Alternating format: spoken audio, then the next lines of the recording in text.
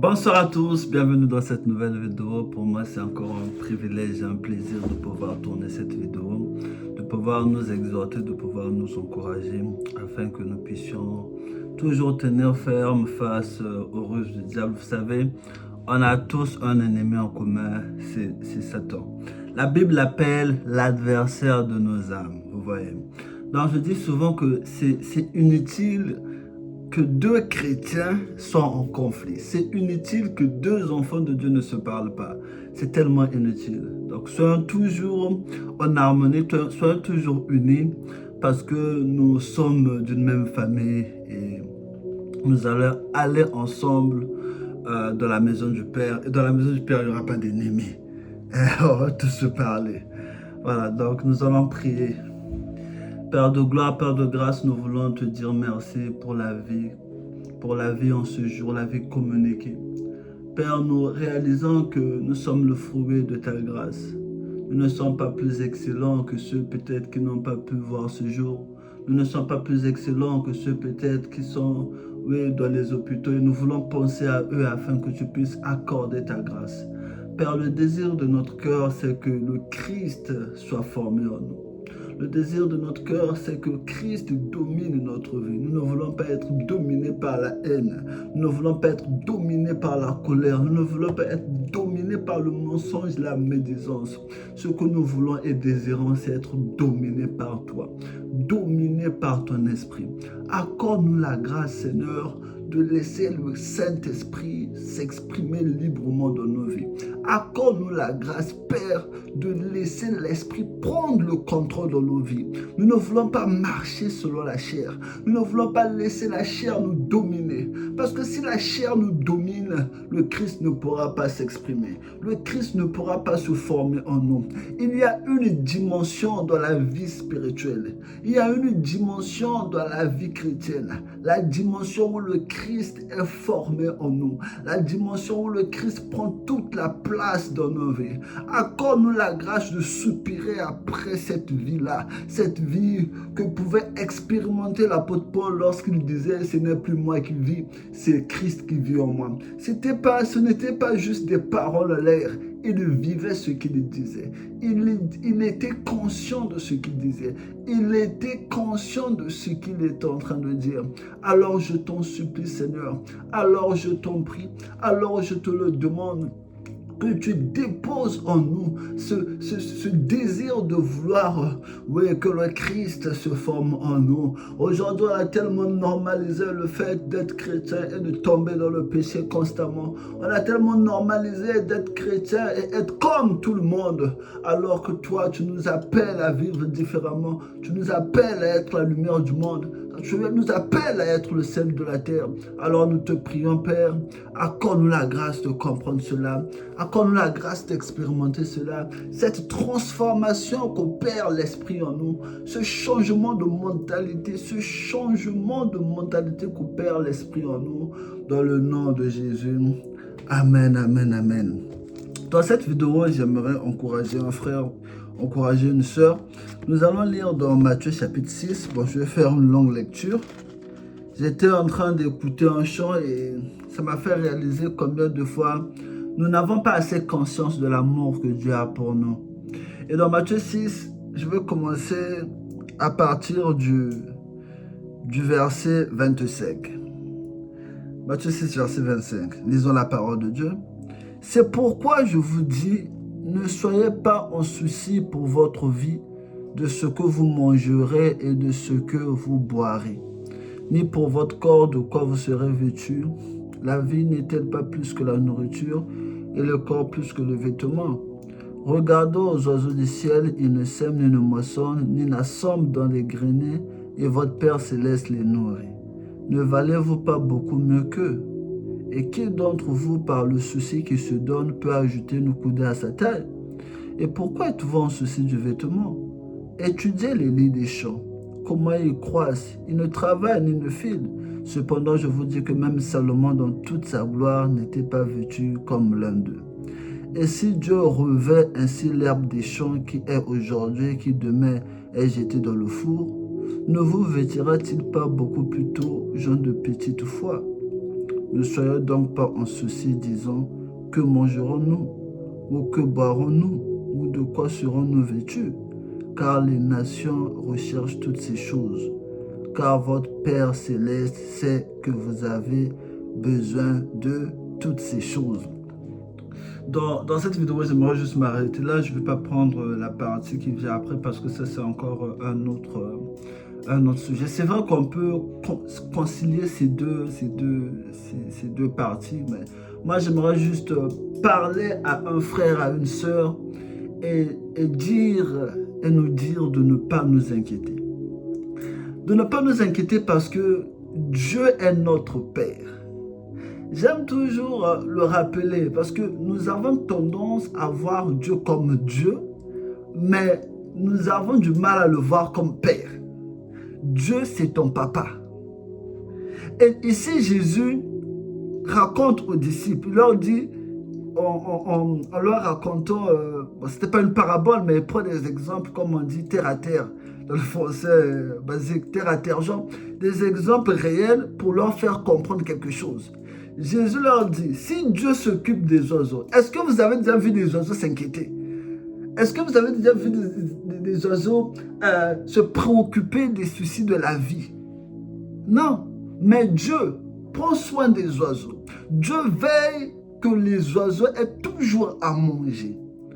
Combien de fois, nous, la créature qui a été créée à son image, combien de fois nous, pour qui Christ est mort, combien de fois Dieu ne s'occuperait-il pas de nous?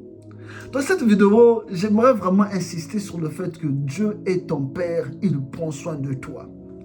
Je ne sais pas quelles sont les difficultés que tu es en train de traverser et tu es bourré d'inquiétude, ton cœur est troublé, tu ne sais pas comment t'en sortir de cette situation, tu ne sais pas comment résoudre cette situation, tu es à bout.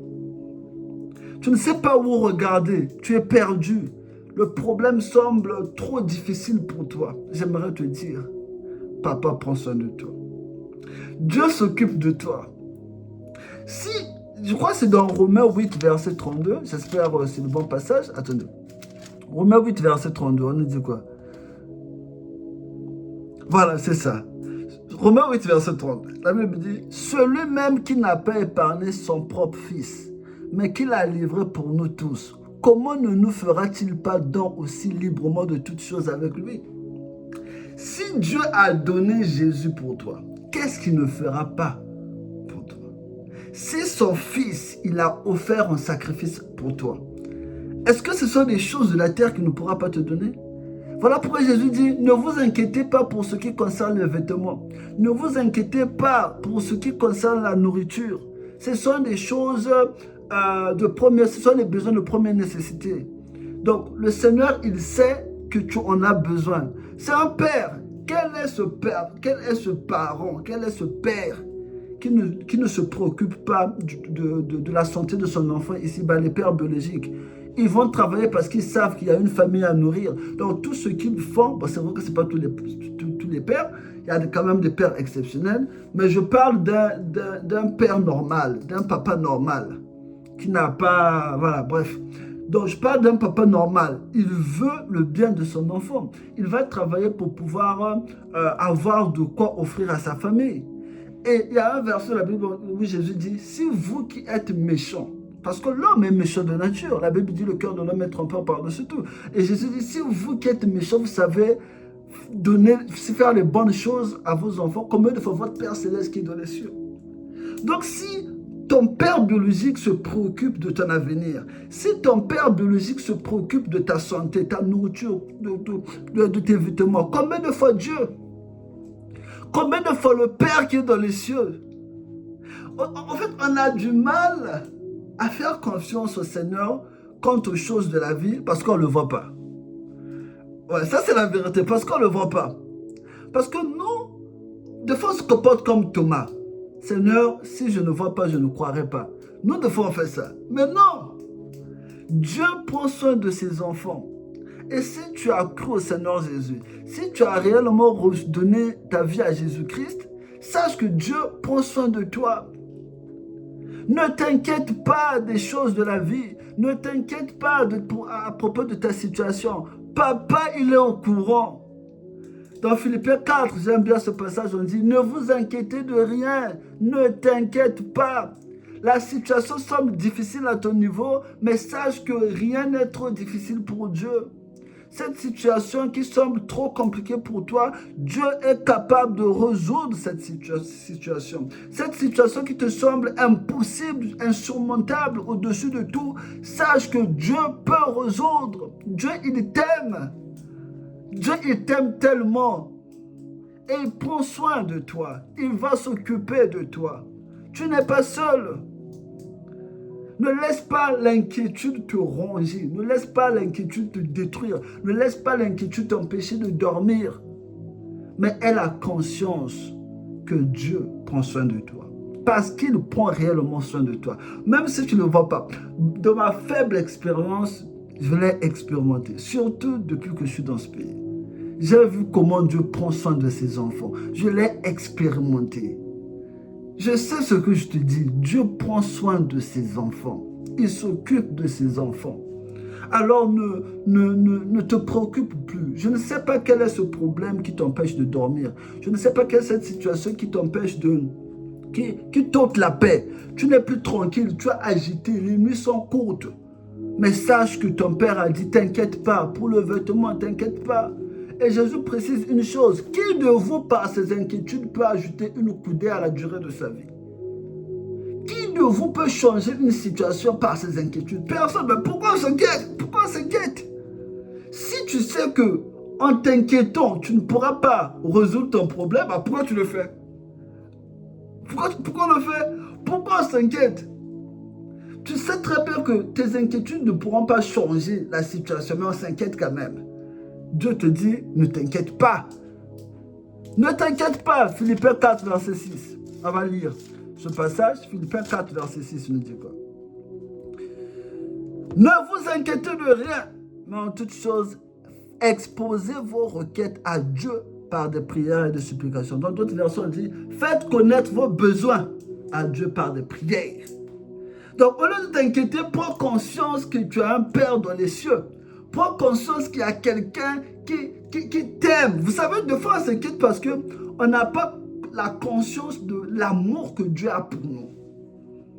Si tu savais à quel point Dieu t'aime, si tu savais à quel point tu es précieux, précieuse aux yeux de Dieu, si tu savais à quel point il n'y a aucun homme sur cette terre, il n'y a personne sur la terre qui peut t'aimer comme lui t'aime. Si tu pouvais réaliser la grandeur, l'immensité de l'amour que Dieu a pour toi, à chaque problème, tu devais courir auprès de lui. Si tu savais que Dieu a toutes les possibilités, toutes les capacités pour résoudre ton problème. Aujourd'hui, si tu sais que moi, je suis en mesure de résoudre ton problème et que tu sais qu'on a de bonnes relations, si tu as un problème, tu viendras me voir. Tu n'auras pas le temps de t'inquiéter. Tu sais que bon, je peux le faire. C'est parce que tu sais, je peux le faire. Donc, tu n'auras pas le temps de t'inquiéter. Tu penses que le fils d'un ministre, par exemple, le fils d'un millionnaire, il s'inquiète qu'il a un souci? Non, il va voir son père. Ah, papa, j'ai une situation. Est-ce que tu penses que tu peux le faire? Ah oui, mon fils, je règle ça. Il n'a pas le temps de s'inquiéter. Il sait que papa est là. Mais toi, tu es le fils du roi de rois, le Seigneur des seigneurs. Tu es le fils, tu es la fille de celui qui a créé ce monde-là, le monde. Tu as un problème dans le monde qui a été créé par ton père. Pourquoi tu t'inquiètes? Ne t'inquiète plus. C'est vrai que des fois, on a du mal à être sans souci. Zéro souci. Hein? Mais apprenons à ne plus nous inquiéter. Si la situation est hors de ton contrôle, prends-le, va jeter au pied de Jésus. De toutes les façons, si tu t'inquiètes, ça ne va rien changer, non? Ça ne va rien changer? Voilà, ça ne va rien changer. Bon, pourquoi on s'inquiète? Pourquoi? Si on n'a pas la possibilité de changer cette situation, pourquoi s'inquiéter? Pourquoi? Prends ton tangawiz, prends l'eau glacée, bois, je sais pas, pense à autre chose. Ne t'inquiète pas, dépose au pied de la croix. Ne t'inquiète pas, Dieu va résoudre ton problème. Dans ma vie, j'ai rencontré des situations où j'étais à bout. Je ne voyais plus de solution. Je me dis, Seigneur, comment je vais faire? Ah, Seigneur, je suis coincé. Et là, je vois la main de Dieu intervenir. Mais de façon inexplicable. Je ne pouvais pas imaginer que Dieu devait faire ça. À la fin, je me suis dit, mais pourquoi je me suis inquiété même? J'avais perdu mon énergie. Je m'inquiétais pour rien. J'ai dit, ah, j'ai perdu. Et moi, quand je m'inquiète là, je ne peux plus dormir. Je suis mal à l'aise. Je pense à ça tout le temps. Ah, je suis plus... Ça me déprime. Et à la fin, Dieu résout le problème. J'ai dit, hé, tout ce temps, je me suis inquiété pour rien. Tout ce temps, j'ai perdu mon temps à m'inquiéter. Alors que papa était là. Alors que papa, il avait vu. Papa, il avait tout prévu. Papa, il avait prévu la solution. Moi, je me suis mis à inquiéter. Papa est là. C'est ce que je veux te dire. Papa est là. Dieu t'aime. Il va solutionner ton problème. Il va solutionner ton problème pas parce que tu es excellent. Il va solutionner ton problème pas parce que tu es parfait. Il va solutionner ton problème pas parce que voilà, tu es irréprochable. Il va solutionner ton problème parce qu'il t'aime. Parce qu'il t'aime et que tu es son enfant. C'est pour ça qu'il va solutionner ton problème. Parce que tu es en alliance avec lui. N'est-il pas merveilleux notre Dieu? Dieu est bon. Il ne fait pas des choses dans nos vies parce que nous sommes parfaits. Il fait des choses dans nos vies parce que Christ nous a rendus parfaits par l'œuvre de la croix. En fait, Dieu ne voit pas ce que tu fais, la perfection de les choses que tu fais. Non. Voilà pourquoi je dis toujours qu'on ne peut pas impressionner Dieu par ce que nous faisons. Non, impossible. Ce qui rend notre vie agréable à Dieu, c'est l'œuvre de la croix que Christ a accomplie pour nous. Donc, profite de cette position dans laquelle Christ nous a placés. La position d'enfant de Dieu. Donc, si tu as un problème maintenant, oublie les soucis, ça ne change rien. Je te dis, ça ne change rien. Je vais prendre un témoignage avant de finir. J'ai un ami, un très bon ami, on est très très proches. Il avait emprunté de l'argent, il a pris de l'argent chez quelqu'un, il avait un besoin, je crois que c'était 3 000 €. Il a eu la mauvaise idée de jouer à des paris sportifs, des jeux en ligne. Il a misé les 3 000 € en espérant gagner le double pour mieux résoudre sa situation. Et en misant les 3 000 €, paf, il avait perdu son argent. C'était même pas son argent, c'était l'argent qu'il avait emprunté. C'est l'argent qu'il avait pris, les mouches, l'hiver, l'été. C'est l'argent qu'il avait pris. Tu vois, moi quand on me dit ça, je dis, ah, mais toi aussi, c'est pas ton argent, tu vas miser ça là-bas. C'est quoi cette histoire? Et d'ailleurs, au moment où on est sur ça, évitez les paris sportifs. Bon, bref. Il a misé, et puis c'est parti. Il ne savait plus comment faire. Il a dit, mais l'argent de trouver, Seigneur, moi j'étais en mode, c'est le Seigneur qui t'a envoyé là-bas. Bon, bref. Et sa solution, il ne savait plus comment faire. Parce que le propriétaire de celui qui lui avait donné cet argent, prêté cet argent, il voulait maintenant récupérer son argent. Bah lui, il ne savait plus quoi faire parce que les paris, quand tu perds, tu perds. Il voulait maintenant se suicider. Il voulait vraiment se suicider. Il est converti, il est chrétien. Il voulait se suicider parce qu'il était arrivé à un point où il ne savait plus quoi faire. Il voulait se suicider. Dieu est bon. Dieu est bon. Je bénis Dieu parce que le Seigneur l'a retenu et qu'il n'a pas fait. Et Dieu a résolu son problème d'une manière incroyable. Je vous ai parlé des détails, sinon ça sera une longue vidéo. Dieu a résolu son problème. Dieu pouvait dire, tu es parti jouer au paris sportif, je te laisse dans tes problèmes. Non. Dieu, il est bon. Dieu, il est bon. Dieu, il est amour. Dieu, il est amour. Dieu nous aime. Dieu nous aime. Donc, quand on s'inquiète là, on s'inquiète pour rien. Dieu a déjà la solution. Il y a un passage dans la Bible à propos de la multiplication des pains. Ça sera une longue vidéo, bon, c'est pas grave. À propos de la multiplication des pains, le passage me vient à l'esprit. En fait, je crois que c'est l'évangile de Jean. On connaît l'histoire de la multiplication des pains. Donc, c'était arrivé là, il n'y avait que 2 pains et 3 poissons.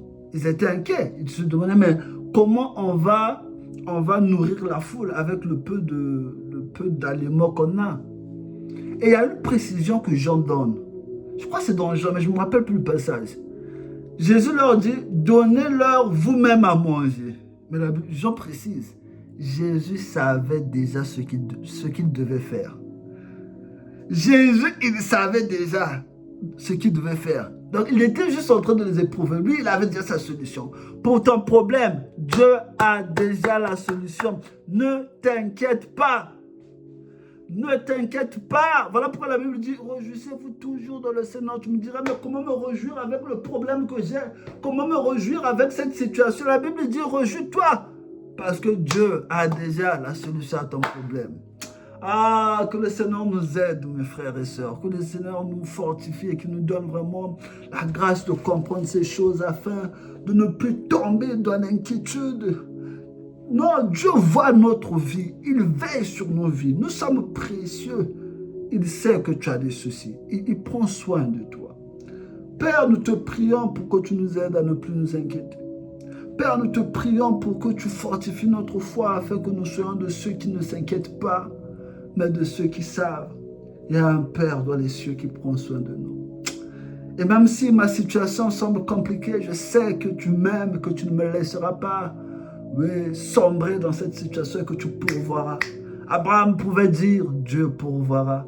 Alors pour ma situation, je dis et je déclare, Dieu pourvoira. Pour la situation de mon frère, de ma soeur, je dis, je déclare, Dieu pourvoira. Dieu pourvoira. Je ne sais pas comment il va pourvoir. Je ne sais pas comment il va se débrouiller. Je ne sais pas comment il va me faire sortir de cette situation. Je regarde devant, je regarde derrière. Il n'y a pas d'issue de secours. Il n'y a pas de solution. Ça semble compliqué, mais je sais que lui, il est capable de tout. Je sais qu'il a toutes les ressources nécessaires. Je sais qu'avec lui, rien n'est impossible. Je sais qu'avec lui, les choses difficiles deviennent faciles. Je sais qu'avec lui, les choses impossibles deviennent possibles. Alors, je lui fais confiance. Il me fera grâce. Que la grâce de ne plus t'inquiéter soit ton partage dans le nom de Jésus. Amen, amen, amen. Donc voilà ce que je voulais te partager dans cette vidéo. J'espère que tu as été édifié, tu as été encouragé. Et pour ma part, je veux dire à la prochaine vidéo. Bye bye, que Dieu vous bénisse.